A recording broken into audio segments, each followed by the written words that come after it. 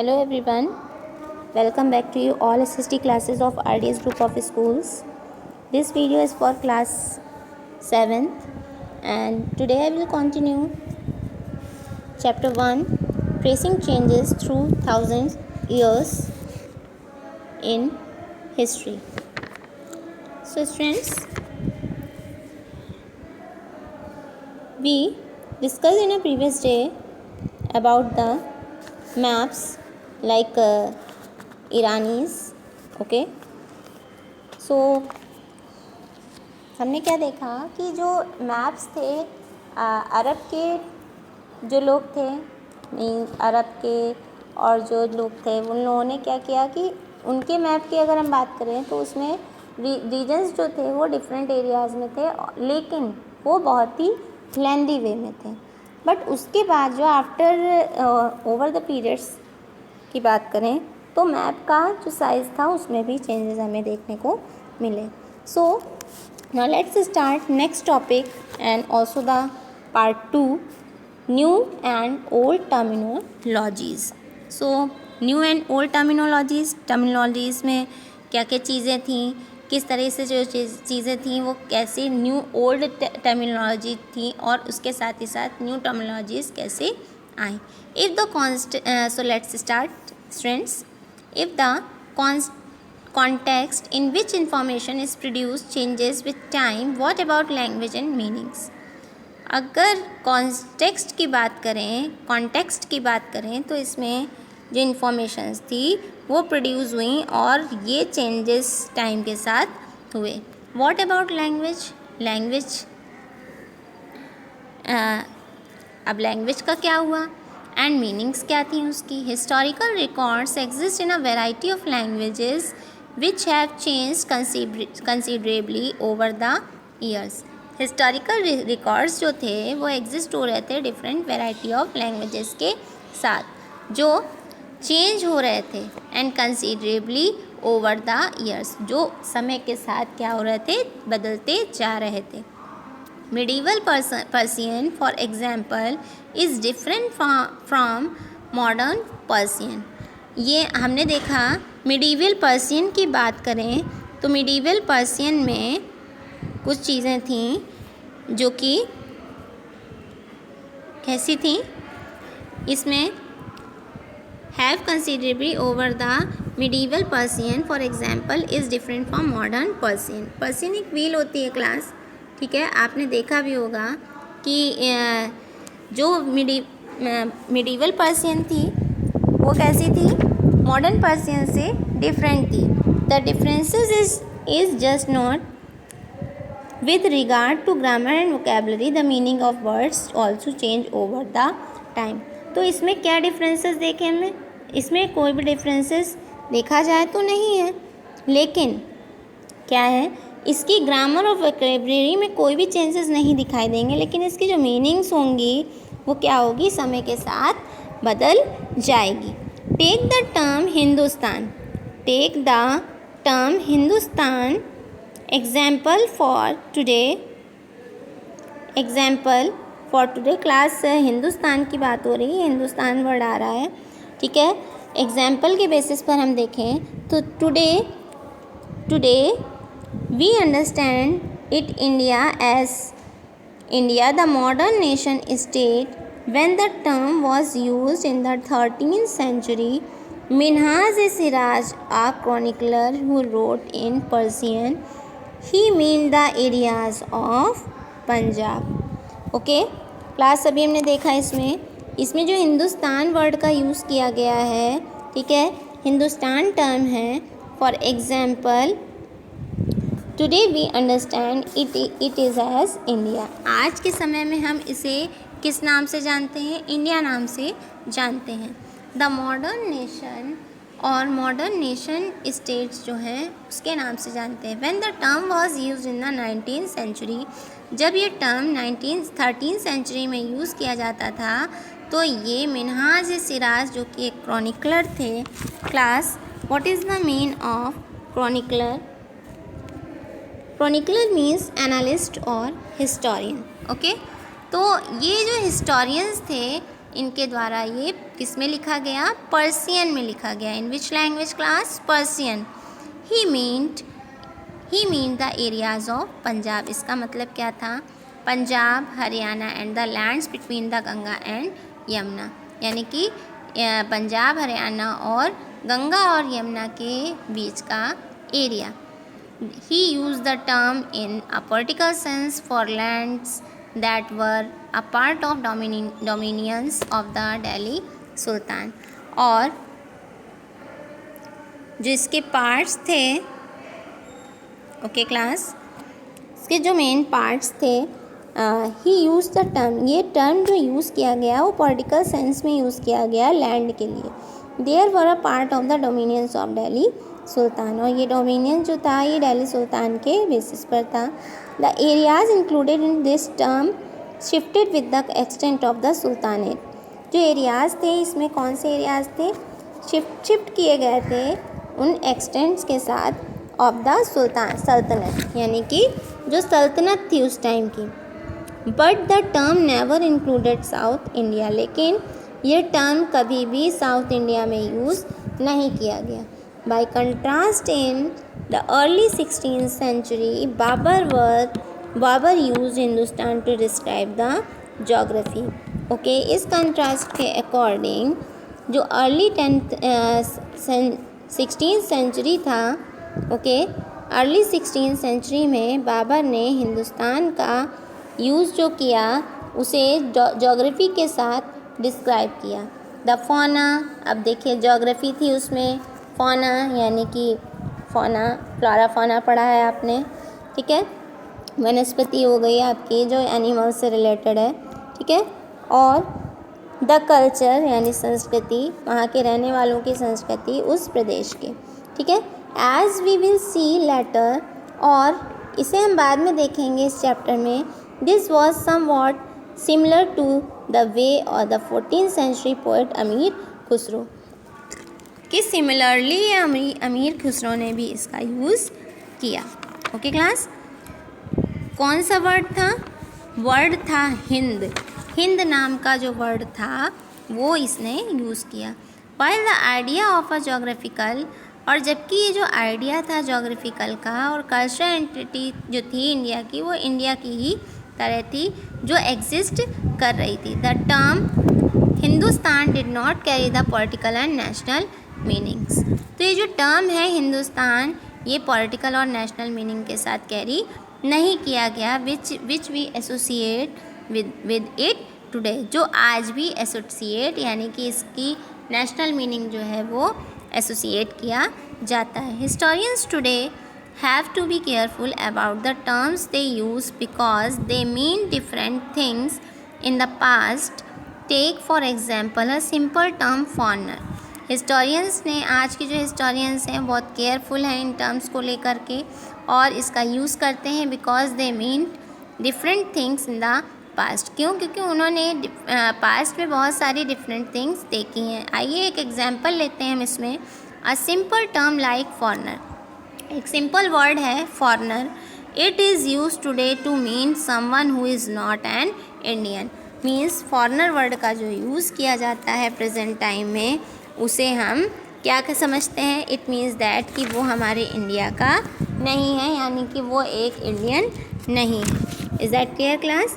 Now in the medieval period a foreigner was an stranger who appeared say in a given village। और medieval period में foreigner word जो था उसका use किया जाता था एज अ स्ट्रेंजर, यानी कि स्ट्रेंजर यानी कि राहगीर कह सकते हैं हम, ठीक है, जो हमारे लिए स्ट्रेंज हो, अजनबी हो। हु अपीयर्ड, उसे देखा गया और कहा गया इन आ गिवन विलेज, ठीक है, गिवन विलेज के नाम से कहा गया। Someone who was not a part of the society और कल्चर, इट मीन्स दैट कि वो इस सोसाइटी और कल्चर का कोई भी पार्ट नहीं है, ओके जो नहीं था। In Hindi the term pardesi might be use to describe such a person and in Persian ajnabi. Okay, so we can C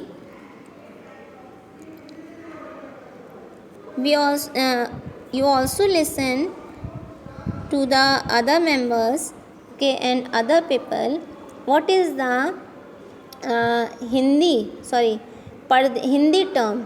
okay, देखिए क्लास, परदेसी का मतलब हम सुनते आ रहे हैं, परदेसी को डिस्क्राइब किया गया है सच अ पर्सन एंड पर्सियन, ठीक है, इट मीन्स दैट कि वो पर्सन है, और पर्सियन में इसे अजनबी कहा गया है, यानी कि पारसी भाषा में इसे अजनबी का नाम दिया गया है। अ city dweller therefore might have regarded a forest dweller, और सिटी ड्वेलर को क्या कहा गया है? फॉरेस्ट ड्वेलर कहा गया है as a foreigner. Is that clear class?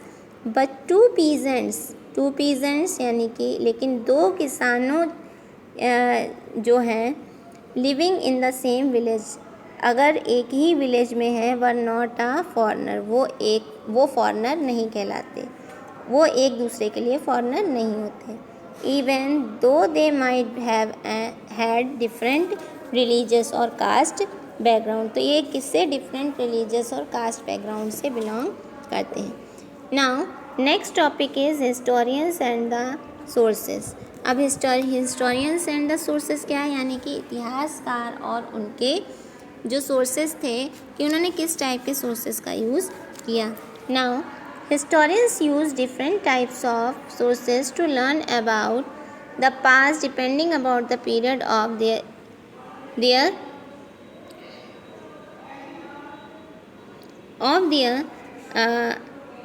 study and the nature of their investigation। historians ने जो यूज़ किए, डिफरेंट टाइप्स के रिसोर्सेज यूज़ किए और इससे कई चीज़ें पता लगाई कि पास्ट में जो चीज़ें थीं depending upon the period of their study, वो उनके उस अध्ययन पर डिपेंड कर रही थी, and the nature of their investigation, और उस इन्वेस्टिगेशन पर भी डिपेंड करती है। लास्ट ईयर एक एग्जांपल लेते हैं हम। You read about rulers of the Gupta dynasty, हमने गुप्ता डायनेस्टी के बारे में पढ़ा, गुप्त वंश के बारे में पढ़ा, एंड हर्षवर्धन के बारे में पढ़ा। In this book we will read about the following 1000 years from roughly 700 to 1750। It means कि उसमें बुक में आपने क्या पढ़ा होगा कि 1000 ईयर्स के बारे में पढ़ा होगा, और जो कि रफली कितना से कितने ईयर तक होगा? 700 से 750 तक हुआ होगा।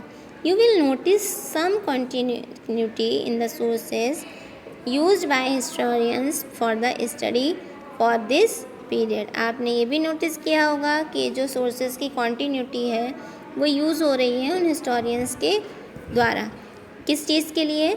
स्टडी के लिए, उस पीरियड में स्टडी के लिए यानी कि अध्ययन के लिए वो यूज़ की जा रही है।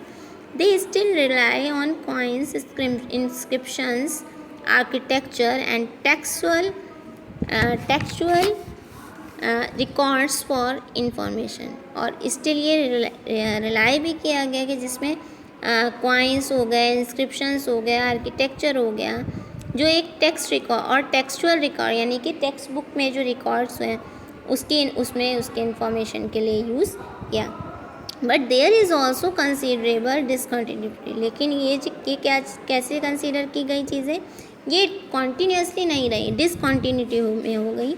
The number and the variety of textual records increased dramatically during this period, लेकिन जो चीज़ें वैरायटी ऑफ टेक्सचुअल रिकॉर्ड्स थे यानी टेक्स्ट के रिकॉर्ड्स थे वो इंक्रीज़ होते जा रहे थे उस पीरियड में, और वो भी बहुत ही ड्रामेटिकली, बहुत ही जल्दी हो रहे थे। They slowly displaces other types of they slowly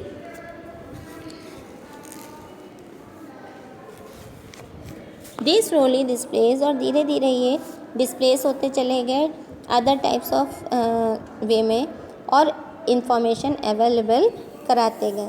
through this period paper gradually became cheaper and more, और इस पीरियड के जो पेपर होते थे वो कैसे होते थे? चीप होते थे, बहुत ही ज़्यादा चीप होते थे। अच्छा देखिए, इसमें वैल्यू ऑफ पेपर को कंपेयर किया गया है। In this middle of the 13th century और a scholar wanted to copy a book but he did not have enough paper, so he was the writing of a manuscript। ठीक है, तो उस time पर paper की जो qualities होती थी वो बहुत ही ज़्यादा अच्छी नहीं होती थी, इसलिए लोग मैन्युस्क्रिप्ट जो लिखते थे बहुत ही टिपिकल होता था। वाइडली अवेलेबल कराया गया। People used it to write holy text, लोगों ने होली टेक्स्ट लिखे।